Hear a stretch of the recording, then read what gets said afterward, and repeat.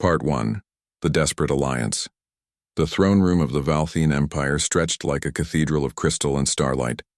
Queen Narration sat on her ancient seat, her silver skin catching the glow from distant suns. She was tired, so very tired. For 300 years she had ruled her people with wisdom and strength. But now she faced something she could not fight with weapons or words. Her species was dying. The genetic plague had started slowly 40 years ago. First, one couple could not have children, then 10, then hundreds. Now across 12 star systems, fewer than 2 in every 100 Valthene could still create life. Their greatest scientists had tried everything. Nothing worked. The plague was in their very DNA, breaking apart the codes that made new life possible. Queen Narration looked at her daughter, Princess Hana, who stood beside the throne. Hana was beautiful even by Valthene standards. Her silver skin shimmered like moonlight. Her crystalline eyes held depths of sadness that made the queen's hearts ache. Yes, hearts. The Valthene had two. Hana was completely infertile. The doctors had confirmed it when she was young. The genetic damage in her was worse than most. She would never have children. In their culture, this made her broken, worthless in the eyes of many nobles. The queen had watched her daughter's spirit dim over the years, watched her accept that she would never fulfill what their society demanded of a princess. "Your Majesty," said Advisor Kelth, stepping forward.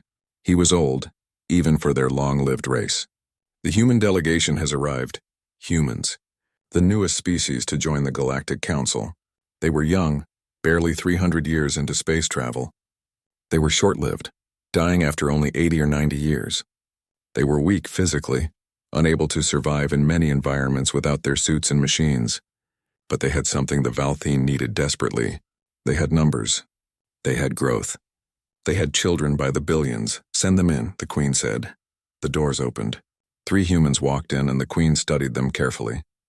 They wore simple dark suits, nothing like the elaborate robes of Valthene nobles. The lead human was a woman with gray hair and sharp eyes. Behind her walked 2 men. One was young, maybe 30 human years, with nervous energy. The other was calm, older, with kind eyes and an easy smile. "Your Majesty," the woman said, bowing in the human way. "I am Ambassador Kyungmin of Earth. This is Dr. Do-Yun, our genetic scientist, and Dr. Taemin, our xenobiologist and cultural specialist." The queen nodded. "You know why we asked you here?" "Yes," Kyungmin said. "Your people face extinction. You want our help." "We want more than help," the queen said. She hated what she had to say next, but her people's survival mattered more than her pride. "We want an alliance, a permanent bond between our species." Kyungmin's face showed nothing. "What kind of bond?" The queen stood. Her robes flowed like liquid silver around her. "A marriage. Between my daughter and one of your people." The throne room went silent. Even the Valthene advisors who had argued about this plan for weeks seemed shocked to hear it said aloud. Marriage between species was not common. It was usually symbolic, political, nothing more. Hana kept her face calm, but the queen felt her daughter's distress through their telepathic bond. Hana had known this was coming. They had discussed it in private late at night when Hana had cried and the queen had held her. Hana had agreed because she was dutiful, because she loved her people, but also because she believed it did not matter. She could never have children anyway. What did it matter who she married? The human called Taemin stepped forward. "May I speak, Your Majesty?" "You may. Why marriage? Why not a simple treaty or trade agreement?" The queen appreciated his directness. "Because treaties can be broken. Trade can stop. But family bonds, even symbolic ones, carry weight in galactic politics. If a Valthene princess marries a human, it sends a message. Our species are linked. What hurts one hurts both. And it gives your people access to human genetic research," Do-Hyun added quietly. He was the smart one, the queen realized. He understood the real reason. "Yes," the queen admitted. "We hope that by studying humans, by working closely with you, we might find a cure for our plague." Taemin looked at Hana, really looked at her, not with pity or political calculation, but with genuine curiosity. "And what does the princess think of this plan?" Hana blinked. In 300 years of life, very few people had ever asked her what she thought. She was the infertile princess, the damaged one. People spoke about her, not to her. "I serve my people," Hana said carefully. "If this marriage helps them, Then I will do my duty. That is not what I asked, Taman said gently. I asked what you think. Hana's crystalline eyes met his brown ones. For a moment something passed between them. Understanding, perhaps, or recognition. I think, Hana said slowly, that marriage should be more than duty, but I also think that my people's survival matters more than my personal wishes. So I think I will do this even if I wish the galaxy was different. Taman smiled. It was a sad smile, but warm. That is a good answer, honest. He turned to the queen. I will marry your daughter. Everyone stared at him. Even Ambassador Kyungmin looked shocked. Taman, she said carefully. Perhaps we should discuss this. No need, Taman said. I came to this galaxy to learn about other species, to build bridges between humans and aliens. What better bridge than family? He looked at Hana again. Besides, I have spent my life studying Valthine culture. I admire your people, your art, your philosophy, your connection to each other through telepathy. It would be an honor to become part of that. The queen studied him. He was sincere. The strange, short-lived human actually meant what he said. You understand this is likely symbolic only? My daughter cannot have children. The marriage would be political, nothing more. With respect, Your Majesty, I think a marriage is what two people make of it, Taman said.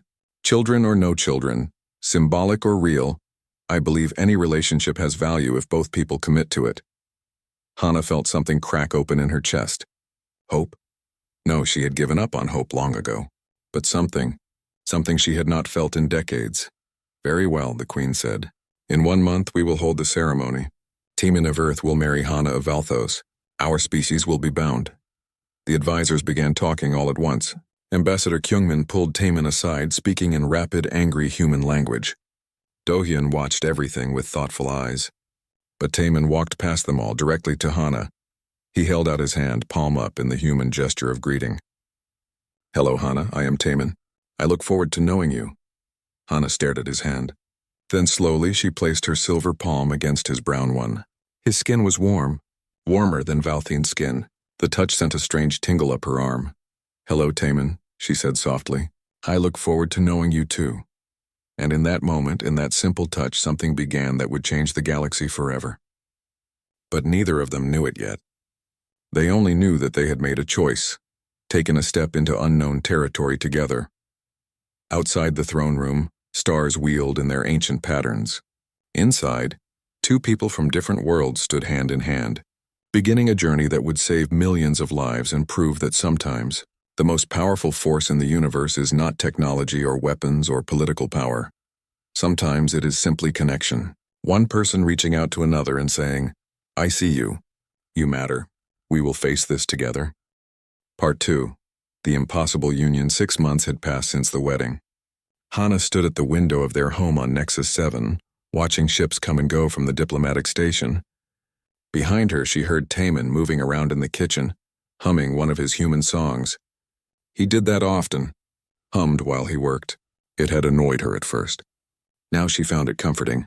The wedding had been enormous. Cameras from every corner of the galaxy, politicians making speeches about unity and hope. Hana had worn traditional Valthine robes of liquid silver. Taman had worn both human formal clothes and a Valthine ceremonial sash. They had exchanged vows in both languages. The queen had cried. Ambassador Kyungmin had looked worried the entire time, but that was 6 months ago. Now came the real part, living together. Being married. Not for the cameras or the politicians, just two people sharing a space and a life. It had been awkward at first. Hana had never lived with anyone except servants and royal family. She had her routines, her private spaces, her silent times. Taman was everywhere. He talked constantly, asked questions about everything, left his research papers all over their living space. He wanted to know about her childhood, her favorite foods, her dreams. He treated her like a real person, not a broken princess or a political symbol. It was exhausting, and wonderful, and terrifying. Breakfast is ready, Taman called. Hana turned from the window. Their dining area was small, just a table for two. Taman had made eggs, toast, and something he called kimchi. He had also prepared her favorite Valthine meal, a protein paste that glowed faintly blue. He did this every morning, made food from both their cultures. It was a small thing, but it meant everything. They ate in comfortable silence for a while. Then Taman said, I got a message from Doyun. He wants to visit next week. Your brother? Yes, he is working on some research about genetic compatibility between species. He thinks studying us might help. Taemin paused, his fork halfway to his mouth. If that is okay with you? I know it is personal. Hana appreciated that he asked. It is fine. If it helps my people, I will do it. You always say that, Taemin said gently. But what do you want, Hana? Not what your people need, not what duty demands. What do you want? Hana set down her spoon. I want something I cannot have. Tell me anyway, she looked at him. 6 months of marriage, and he still looked at her with genuine interest. Not pity, not obligation, just real care. I want to matter. Not as a princess or a symbol, just as myself. And I want, she hesitated. I want to create something, leave something behind when I die, but I cannot have children, so what is there? Taemin reached across the table and took her hand. His skin was always warm. You matter to me. Not because you are a princess, not because of politics. You matter because you are kind and smart and you make me think about things differently. That is enough, is it? Hana whispered. Yes. They sat like that for a long moment, hands touching across the table. Then Taemin smiled. Besides, there are many ways to create things. Art, ideas, change. You do not need children to leave a mark on the universe. Hana wanted to believe him. She really did. The days passed. Taemin spent his time researching Valthine biology, trying to understand the genetic plague. He filled notebooks with diagrams and theories. Sometimes late at night, Hana would wake to find him still at his desk studying. Come to bed, she would say. Just a few more minutes. I think I am close to understanding something. You said that last night. This time I mean it.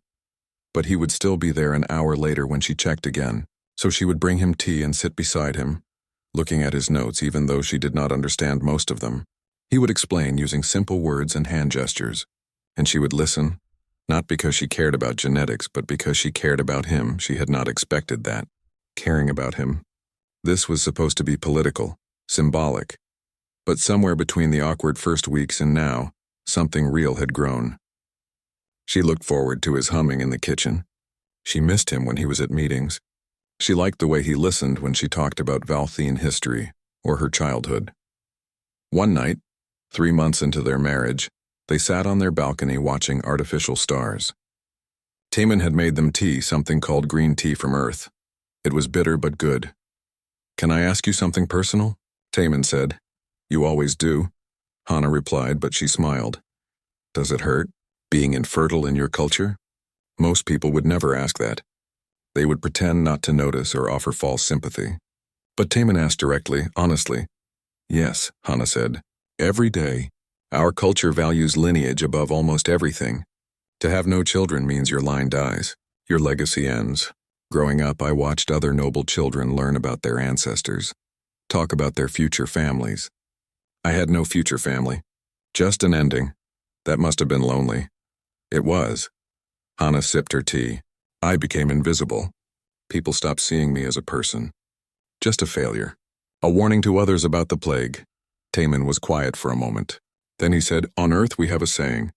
The worth of a life is not in what you leave behind, but in how you live each day, what you give to others, how you make them feel. That is a nice saying. I think you give a lot, Hana. You gave up your privacy for your people. You married a stranger for peace. You are patient with me even when I ask too many questions. That matters. Hana felt her eyes burn with tears. Valthine rarely cried, but she did then. Taemin held her while she wept, not saying anything, just being there. After that night, something shifted between them. The distance closed. They became not just housemates or political partners, but true companions. They laughed together. Argued sometimes about silly things like where to put furniture or whose turn it was to clean. They talked late into the night about philosophy and science and dreams, and then slowly, carefully, they became more than companions. It started with small touches. A hand on a shoulder, sitting close on the couch. Then one evening, Taemin kissed her. Just a soft press of lips asking permission. Hana kissed him back. Are you sure? She whispered. I cannot give you children. This is pointless biologically. Nothing about you is pointless, Taemin said. I want this because I want you. Not for biology. For us. So they became intimate. It was strange at first, learning each other's bodies, finding what felt good. Falthine and humans were similar enough that it worked, different enough that it was new. Hana had never expected physical pleasure. She had thought that part of life was closed to her, but Taman was patient and attentive, and she learned that her body could feel joy. They made love often after that. Not to create children, but simply to connect, to be close, to show each other without words what they felt. 3 months later, Hana woke up feeling strange. Her stomach hurt. She felt dizzy. When she tried to stand, she nearly fell. "Taman," she called weakly. He rushed in from the other room. "What is wrong?" "I do not know. I feel sick." He helped her to the medical bay in their quarters, ran basic scans. His face went pale. "Taman, what is it?" "We need to call Do-hyun." "Right now. Why?" "What did you see?" Taman stared at the scanner readings, then at her. His eyes were huge. "Hana, this cannot be right." "But the scanner says you are pregnant." The world stopped. "That is impossible." Hana whispered, "I know. The doctors said I could never conceive, ever. My genetics are too damaged." "I know. Then the scanner is broken. Maybe." But Taman did not sound convinced. They called Do-hyun immediately. He arrived 2 days later, bringing more advanced medical equipment. He ran every test he could think of, checked and rechecked. Hana sat on the medical bed, numb, while the brothers spoke in rapid human language. Finally, Do-hyun turned to her. "Hana, I do not know how this is possible, but you are definitely pregnant. With twins." "Twins," Hana repeated. The word felt foreign. "And they seem healthy, growing normally. Fell faster than normal Valthine gestation, but healthy." Taman sat beside her on the bed, took her hand. "How do you feel?" How did she feel? Terrified, amazed, hopeful, disbelieving. "I feel like I am dreaming, and I'm afraid to wake up." "This is real," Do-hyun said quietly. "I do not understand it yet, but it is real." Hana looked at Taman, her husband, the human who had married her when she was broken, who had loved her when she thought she was unlovable. "We are going to have children." "Yes," Taman said. Tears ran down his face. "We are." They held each other and cried together, joy and fear and wonder mixing into something too big for words. Outside their window, the galaxy kept turning. But inside that small medical bay, the impossible had happened, and nothing would ever be the same. Part 3. The secret Do-hyun closed the door to his laboratory and activated the privacy field. Outside, Nexus 7 continued its normal operations. Inside, he faced the biggest mystery of his scientific career. "Run it again," he told the computer. The screen showed the same results. Hana's genetic code, which had been fragmented and broken 6 months ago, was now repairing itself. Not slowly, quickly. The human DNA from Taman was somehow acting like a template, filling in the gaps in her Valthine genes. It should not be possible. Human and Valthine DNA were different enough that they should not interact at all, but somehow they were. And more than that, they were creating something new. The twin fetuses growing inside Hana had genetic codes that were better than either parent species alone. "This is incredible," Do-hyun whispered. A knock on the door made him jump. "Do-hyun, it is me!" He opened the door. Taman came in looking exhausted. He had not been sleeping well since they discovered the pregnancy. "How is Hana?" Do-hyun asked. "Sleeping. Finally. The morning sickness is getting worse." Taman sat down heavily. "What did you find?" Do-hyun showed him the data, explained what he was seeing, watched his brother's face shift from confusion to wonder to fear. "What does this mean?" Taman asked. "It means your children will be healthy. Very healthy. But more than that, it means human DNA might be able to cure the Valthine genetic plague." "That is good, right?" "Yes, but it is also dangerous." Do-hyun pulled up another screen. "Think about what happens when the Valthine Empire learns about this. Think about the politics." Taman understood immediately. They will want to study it, control it, or reject it entirely. Some Valthines see humans as inferior. They will not accept that human genes could save them. Others will want to force breeding programs. Take away choice. Do-hyun looked at his brother seriously. "We need to keep this secret until we understand it better. Until we can protect Hana and the babies. How long can we hide a pregnancy?" "Not long. But maybe long enough," they agreed. No one outside their small circle would know. Taman, Hana, Do-hyun, and Ji-hoo, Taman's security chief. That was all. Ji-hoo was a former military officer, quiet and efficient. When they told him about the pregnancy, his face showed nothing. But his eyes went to Hana with respect. "I will keep you safe," he said simply. "All of you." "Thank you," Hana replied. Hiding the pregnancy was harder than they expected. Hana's body changed quickly. Too quickly. Valthine pregnancies normally took 14 months. But this was different. Her belly grew faster. Her appetite increased. She needed more sleep. Suman noticed first. Suman was Hana's lady-in-waiting assigned by the queen years ago. She was loyal to the royal family but also traditional. She believed in Valthine purity and strength. She had never approved of Hana's marriage to a human. "Princess," Suman said one morning, watching Hana carefully. "You look different." "Different how?" Hana tried to keep her voice casual. "Healthier. Your skin glows. Your eyes are brighter. You move differently." Suman stepped closer. "Are you ill?" "No, I feel fine." "Then what has changed?"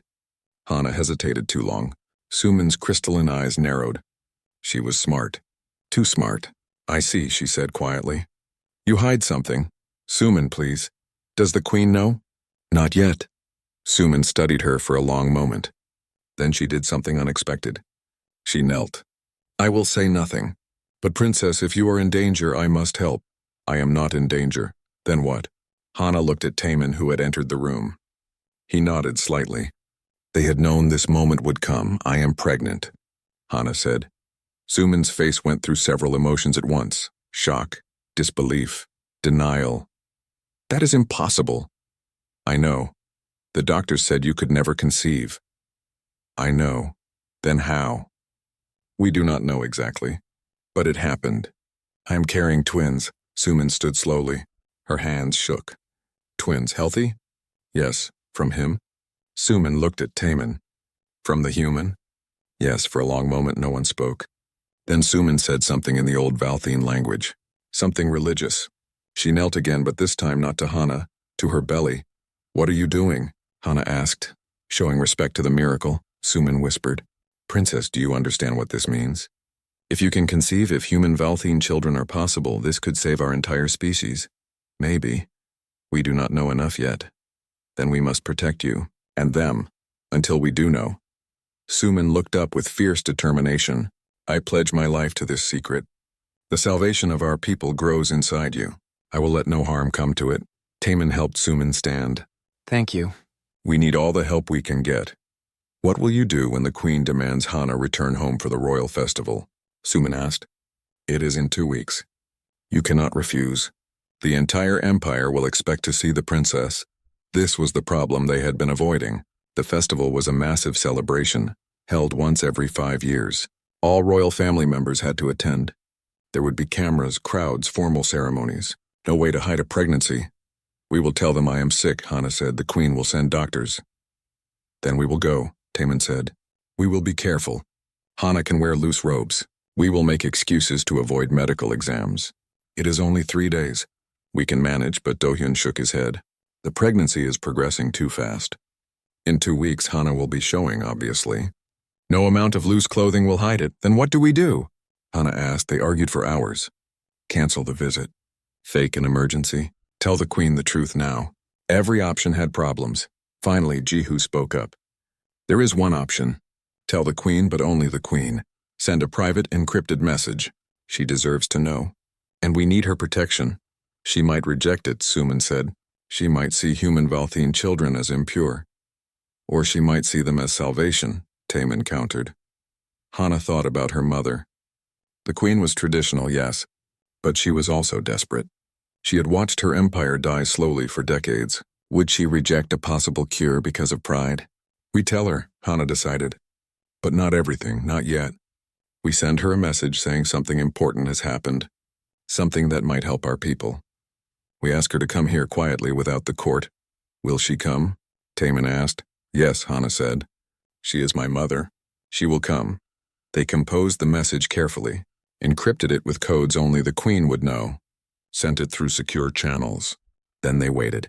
The answer came faster than expected. The queen would arrive in 4 days, alone except for her personal guard. Those 4 days felt like forever.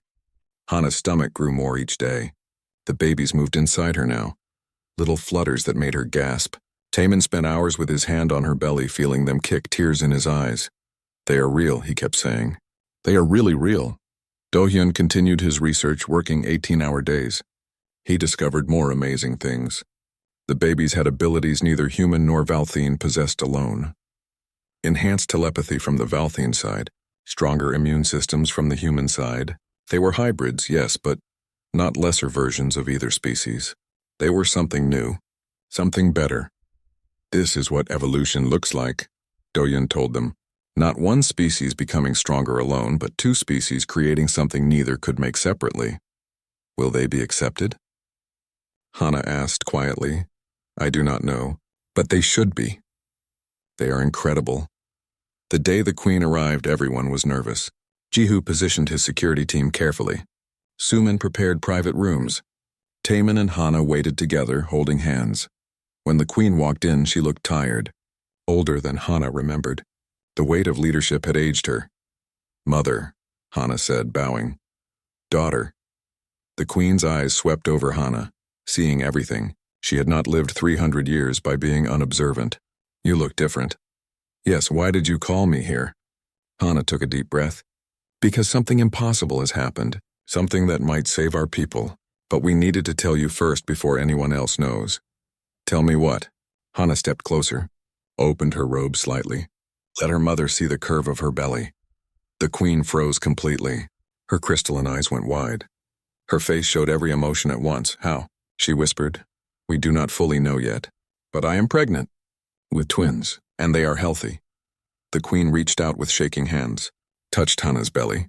Through their telepathic connection, Hana felt her mother's shock, joy, fear, and overwhelming hope crash together like waves. Show me, the Queen said. Show me everything. They took her to Do-hyun's laboratory, showed her the genetic data, explained the theory. The Queen listened to it all in silence. When they finished, she sat down heavily. Half-human children, she said. Yes. Growing inside my daughter, who was supposed to be infertile forever. Yes. And you believe this could save our species?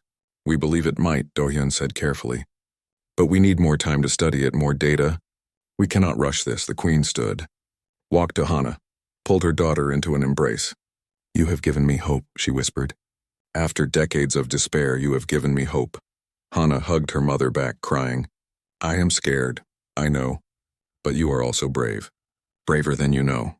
The Queen pulled back, wiping tears from Hana's silver face. We will protect you. And these children, whatever it takes. What about the Empire? The court? Let me worry about that. For now, we keep this secret. When the time is right, when your children are born healthy and strong, then we reveal it. Then we change everything. Outside, stars wheeled in ancient patterns. But inside that room, the future had just shifted. The impossible had become possible. And a dying species had just part 4, the birth. The medical facility on Colony World Harmony was small, hidden in mountains far from any city. It had been built for emergencies, equipped with both human and alien medical technology. Now it would witness something that had never happened before in galactic history. Hana gripped Taman's hand as another wave of pain crashed through her body. 7 months pregnant by human counting, 5 months by Valthine standards. The babies were coming early. Too early, the doctors had said. But there was no stopping it now. Breathe, Taman said, his voice tight with worry. Just breathe. I am breathing, Hana gasped. It does not help. Around them, medical staff rushed back and forth. Human doctors, Valthine specialists that the Queen had sent, and Do-hyun, who directed everything with calm efficiency. They had prepared for this moment for weeks. Run simulations. Studied hybrid physiology. But theory and reality were different things. The babies are in distress, one of the Valthine doctors announced. We need to move faster. I know, Do-hyun said. But we cannot rush this. Their physiology is different from both species. If we make a mistake, we lose them all. Hana heard this through the pain. She wanted to tell them to save the babies first.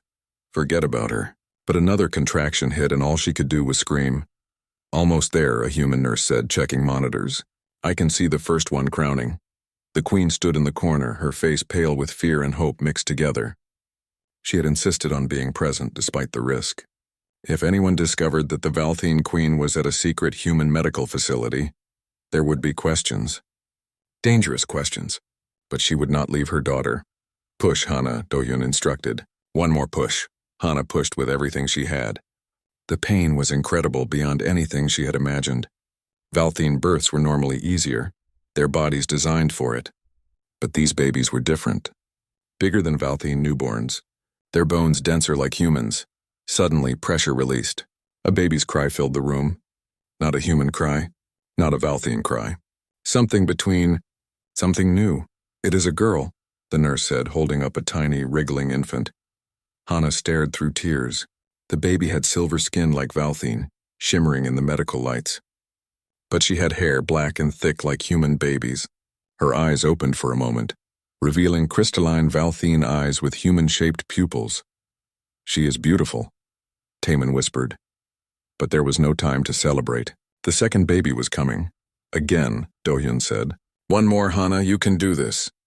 Hana pushed again, finding strength she did not know she had. Minutes that felt like hours passed. Then another release of pressure. Another cry. Another impossible life entering the universe. Another girl, the nurse announced. 2 daughters. 2 hybrid children who should not exist. The medical team worked quickly, checking vitals, cleaning the babies, making sure they could breathe. Hana watched through exhausted eyes, too tired to speak but too amazed to look away. They are both healthy, Do-hyun said finally. His voice shook with emotion. Against all odds, they are both perfectly healthy. The nurses brought the babies to Hana, 1 in each arm. They were so small, so fragile. But when Hana held them, she felt their strength. Through her Valthine telepathy, she sensed their minds. Bright, curious, aware in ways that newborns should not be. Hello, little ones, she whispered. I am your mother. Taemin sat beside her on the bed, touching each tiny hand with gentle fingers. Tears ran down his face. We need names. Nari, Hana said, looking at the firstborn. It means lily in your language. It is beautiful. Taemin looked at the second daughter. And this one? Yuna, the queen said quietly, stepping forward. It means to endure, to last, because she will. They both will. Long after we are gone, they will carry both our peoples forward. Nari and Yuna, Taemin repeated. Perfect. The medical team continued their work, running more tests. Do-hyun scanned every part of the babies, recording data that would change science forever. What he found amazed him. Look at this, he said to his brother. Their genetic codes are not just combinations of yours and Hana's. They are optimized. The damaged parts of Valthine DNA have been completely repaired. The weak parts of human DNA have been strengthened. It is like their cells chose the best of both species and discarded the rest. How is that possible? I do not know. But it is incredible. Do-hyun pulled up more data. And their abilities. Hana, can you feel them telepathically? Yes, more clearly than I should be able to with newborns. They are thinking already. Not words, but emotions and sensations. Very strong. Their telepathy is enhanced beyond normal Valthine levels, and their physical resilience tests above human standards. Do-hyun shook his head in wonder. These children are not weak hybrids. They are something better than either parent species. The queen approached the bed slowly. She looked at her granddaughters with an expression Hana had never seen before. Pure joy. May I hold them? Hana nodded. The queen took Nari gently, cradling her with practiced hands. She had held many royal babies over her long life, but never one like this. Through telepathy, the queen connected with her granddaughter's mind. What she found there made her gasp. Intelligence, awareness, and something else. A bridge. Nari's mind could touch both Valthine telepathy and something new, something that felt like human emotion but stronger. She is magnificent, the queen whispered. They both are, Hana said. The queen held both babies, taking turns. She sang to them in the old Valthine language, songs from before the plague when their species had been strong and numerous. Songs about hope and future and children playing under 3 suns. I had given up, the queen said softly. I had accepted that our species would die with my generation. But now, she looked at Hana, now we have a chance. What happens next? Taemin asked. We cannot hide them forever. No, the queen agreed. But we must be careful about how we reveal them. The empire is divided. Some will see them as salvation. Others will see them as contamination. So what do? We wait, let them grow stronger. Gather more data to prove they are healthy. And when the time is right, We show the galaxy what is possible, but waiting would be harder than any of them expected. The news leaked 3 weeks later. Someone at the medical facility talked, or perhaps someone intercepted communications. The details did not matter. What mattered was that suddenly everyone knew.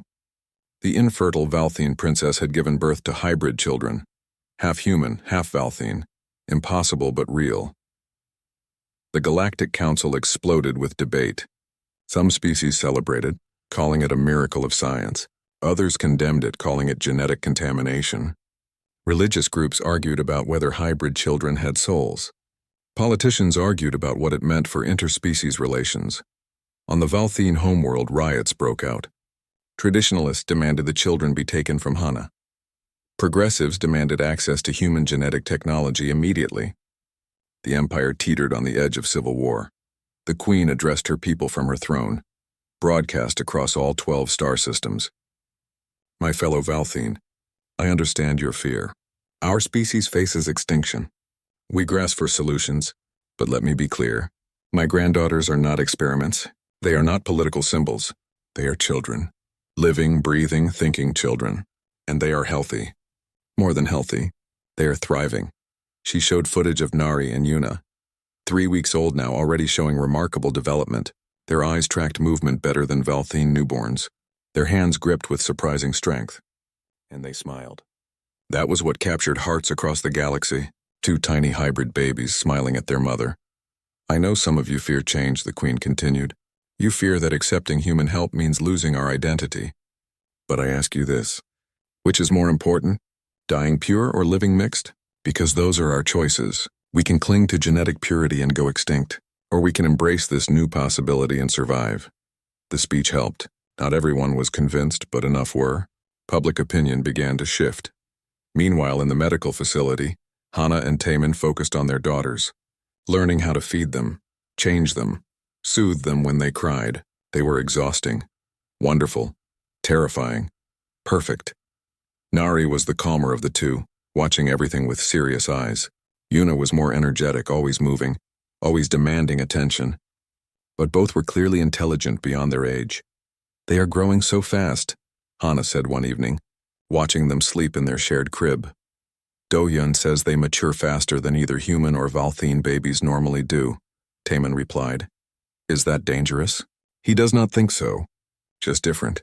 Hana touched each daughter's face gently. I never thought I would have this, a family. Children of my own. Neither did I, Taemin admitted. I thought I would spend my life studying aliens, not raising half-alien daughters. They laughed quietly together. Then Hana turned serious. Are you afraid? Of what comes next? Terrified, Taemin said honestly, but also hopeful. Look at them, Hana, they are perfect. If we can protect them, give them time to grow, they will change everything. And if we cannot protect them, then we fight together. He took her hand. I did not know what I was starting when I agreed to marry you. I thought it would be symbolic, political, but you gave me something I never expected. What? Part 5. The Queen's Arrival. The Queen's flagship appeared in orbit around Colony World Harmony like a silver moon. It was massive, ancient, built in the days when the Valthine Empire was still growing. Now it carried the weight of a dying civilization and the desperate hope of its ruler. Queen Mir Ashen stood on the bridge, staring at the planet below. Her advisors argued around her, their voices sharp with tension. Your Majesty, this could be a trick, said Advisor Kelth. The humans might be manipulating you. With what purpose? The Queen asked tiredly. To make us dependent on them, to control our future. Or it could be real, said Advisor Vina, younger and more progressive. The scans confirmed it. Your granddaughters exist. They are healthy. This is what we have prayed for. Prayers do not make hybrid children, Kelth snapped. Science does. And this science feels wrong. The Queen silenced them with a gesture. Enough, I will see with my own eyes. Then we will decide. She took a shuttle down alone except for her royal guard. The journey felt longer than it was. Her two hearts beat in conflicting rhythms, one with hope, one with fear. What if the children were deformed? What if they were weak? What if this was all a cruel trick? But what if it was real? The medical facility was small, hidden, secure. Jihu met her at the entrance, bowing with military precision. Your Majesty. They are waiting for you. Are the children well? See for yourself. He led her through corridors to a private room. The queen paused outside the door, gathering her courage. 300 years of life, and she had never been this nervous. She opened the door.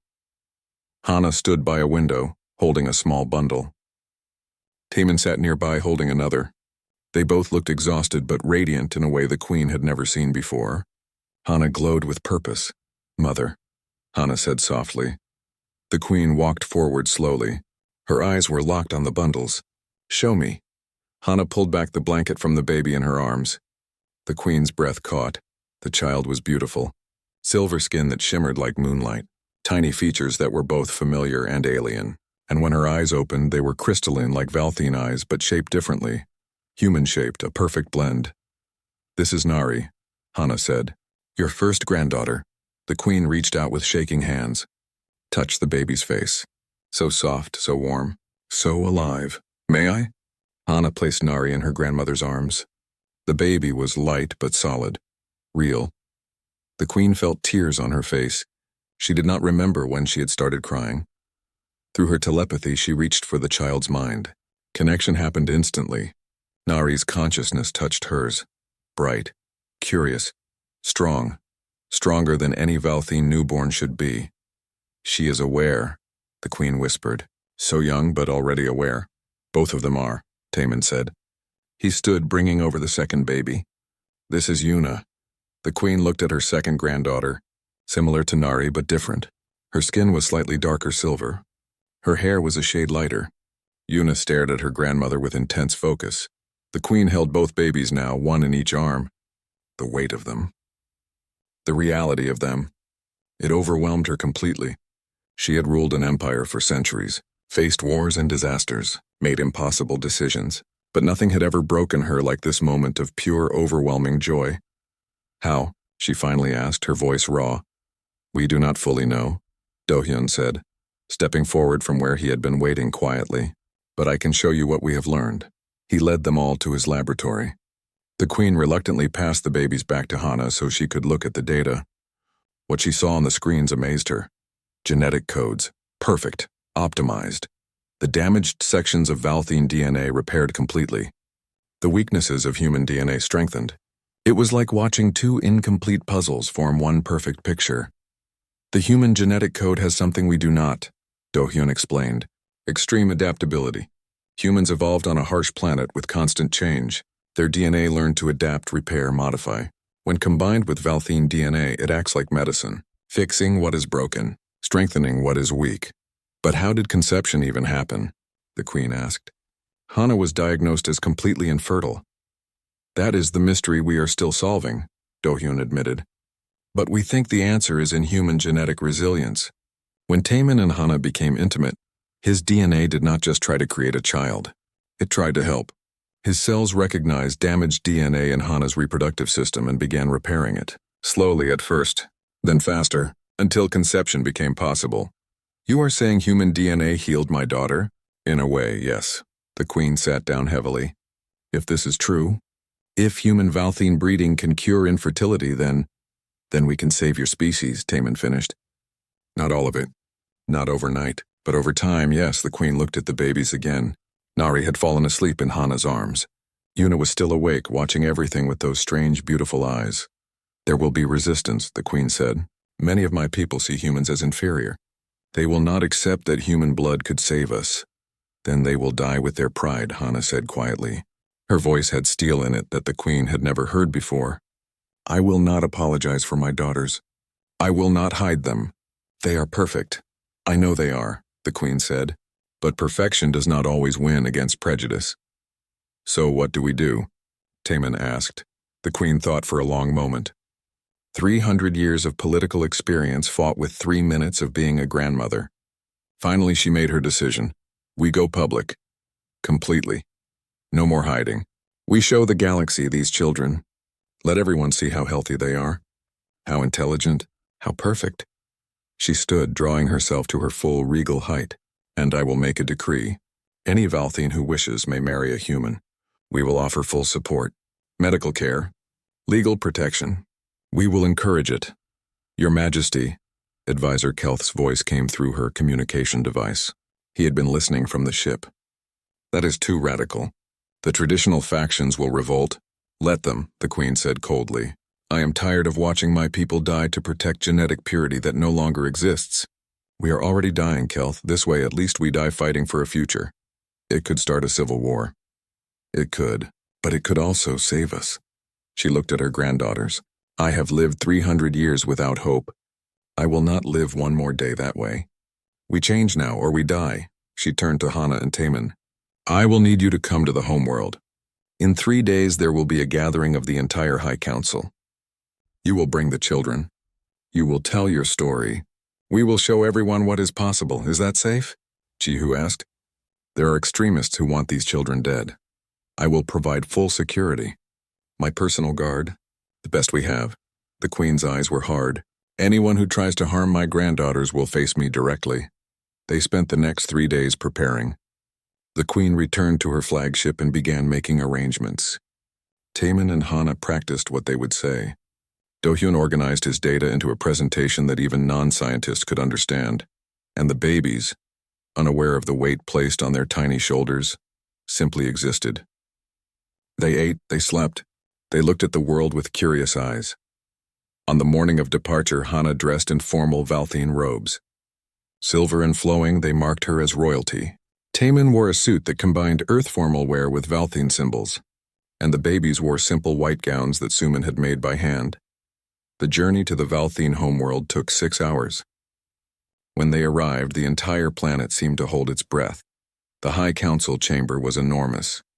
Hundreds of nobles, politicians, scientists, and religious leaders filled it. Every major faction of Valthine society was represented. The noise was incredible as they argued about what was coming. Then the Queen entered, and everyone fell silent. She walked to her throne, sat, waited until every eye was on her. Then she spoke. My people, today I show you the future, she gestured. Hana and Taman walked in, each carrying a baby. The chamber erupted. Gasps, shouts, some of a wonder, some of anger. The Queen let them react, let them see. Then she raised her hand for silence. These are my granddaughters, Nari and Yuna, born to Princess Hana and her human husband. Born healthy when everyone said it was impossible. Born to save us all. They are abominations, someone shouted from the crowd. The Queen's eyes found the speaker. Abominations? Look at them. Really look. They are children. Innocent. Perfect. And they are proof that we do not have to die. Do-hyun stepped forward, began his presentation, showed the genetic data, explained the science in simple terms. Some people listened. Others refused to hear, but then Hana spoke, and her voice carried across the chamber. I was the broken princess. Remember, the infertile one? The one you pitied. The one you whispered about. I accepted that I would never matter. Never create life. Never leave anything behind. She held up Nari. But I was wrong, and so were you, because these children exist, and they are not just mine. They are ours. All of ours. A bridge between two species. A hope for both. She turned to the crowd. Some of you are angry. You think human blood contaminates us. But I ask you this. What good is pure blood in a dead species? What good is pride when there are no children to teach it to?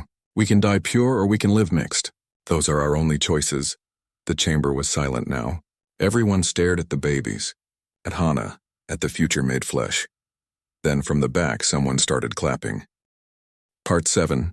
The Truth About Humanity. The message arrived at the Galactic Council headquarters without warning. It came from deep space, from coordinates that corresponded to nothing in any star chart. The signature was ancient, using protocols that predated most current civilizations. The message said simply, "We must speak about humanity." It was signed by the Keepers. Everyone knew about the Keepers. They were legend, myth, the oldest species anyone had ever encountered. They rarely contacted other civilizations, preferring to observe from a distance. Some believed they were the first intelligent species in the galaxy. Others thought they might be something more. When the Keepers requested a meeting, you did not refuse. The Galactic Council assembled an emergency session. Representatives from every major species attended. Queen Mirashin came, bringing Hana, Taman, and the babies. Ambassador Kyungmin led the human delegation. Everyone felt the weight of the moment. The Keeper representative appeared not in person but as a hologram. It was humanoid in shape, but its features were deliberately obscured, as if it chose not to reveal its true form. When it spoke, its voice resonated with age and authority. "We have watched with interest the union between humans and Valthine," the Keeper said. "We watched the birth of hybrid children, the genetic treatments, the political upheaval, all of it. Why do you care about this?" Ambassador Kyungmin asked carefully. "Because it reveals a truth we have kept secret for a very long time. A truth about humanity's origins." The chamber went silent. Every screen, every camera, focused on the Keeper hologram. "Humanity is not a naturally evolved species," the Keeper continued. "Or rather, not entirely natural. Your ancestors were modified, engineered, designed for a specific purpose by a civilization that no longer exists." Shock rippled through the human delegation. Taman gripped Hana's hand tightly. This was impossible. Earth's evolutionary history was well documented. Millions of years of fossil records, clear progression from simple life to complex. "That is ridiculous," Kyungmin said, though her voice shook. "We have proof of human evolution. Clear evidence." "You have evidence of human physical evolution, yes, but the genetic modifications happened later, approximately 50,000 years ago. Your species was already intelligent, already tool-using. But a precursor race found you and saw potential. They modified your DNA in ways that would only become apparent when you met other species." The Keeper displayed genetic data that made Do-hyun gasp. Complex patterns in human DNA that he had noticed before but never understood. Sequences that seemed to serve no purpose.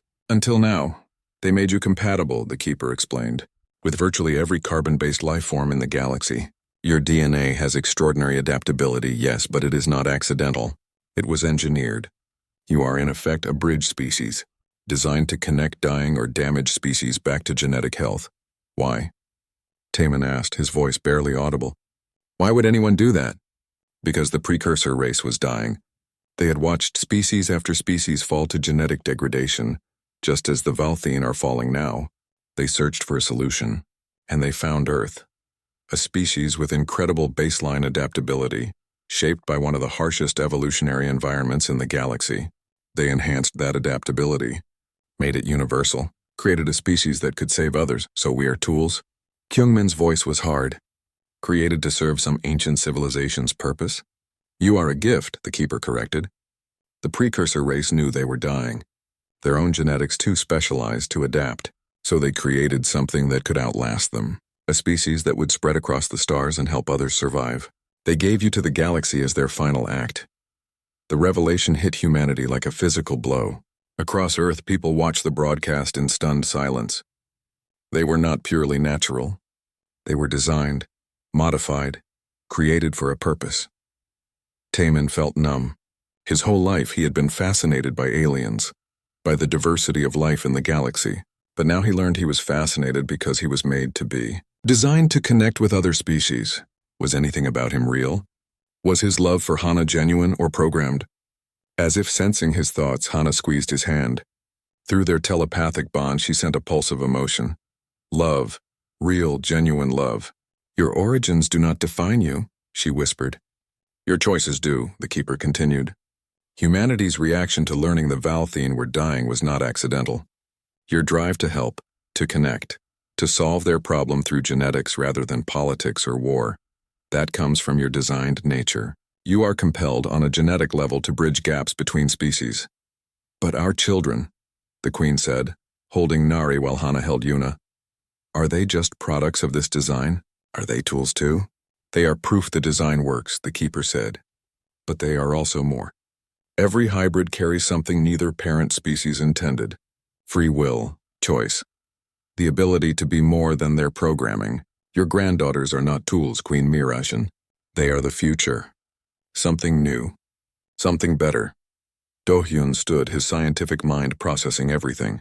If this is true, if humans were designed as genetic bridges, then human-Valthine unions are just the beginning. "We could help other species too."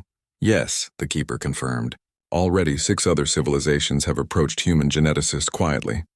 All face similar crises. All believe human DNA might help. This is what you were made for." "But should we do it?" Kyungmin asked. If we start mixing our genetics with every dying species, what happens to humanity? Do we get diluted? Lost in 1,000 hybrid forms? That depends on what you choose, the keeper said. The precursor race gave you the ability to bridge, but they also gave you choice. You can say no. You can refuse to help. You can keep your genetics pure, or you can embrace your design and save civilizations. The decision is yours. The keeper's hologram began to fade. One final thing. The precursor race left you a message. It is encoded in your DNA, in those seemingly useless sequences. We have unlocked it for you. It says this: we were mighty once, but could not adapt. You are young, but can adapt to anything. Use this gift wisely, save what we could not, and in saving others, save yourselves. That is all they wanted, for you to be better than they were. The hologram disappeared. The chamber erupted in noise, questions, arguments, theories. But Taman barely heard any of it. He looked at his daughters, at Hana, at the life they had built together. Does it matter? He asked quietly. Whether I was designed to love you or chose to love you, the love is real. The result is the same. It matters to some, Hana said, but not to me. You are who you are. Design or choice, you are still Taman, still my husband, still their father. The queen was quieter than anyone had ever seen her. She held Nari, looking at the baby's mixed features. A bridge species, she murmured. That is what saved us. Not their technology, not their politics, their very nature. Over the following months, the galaxy absorbed the revelation. Some humans struggled with the knowledge of their designed origins. Support groups formed.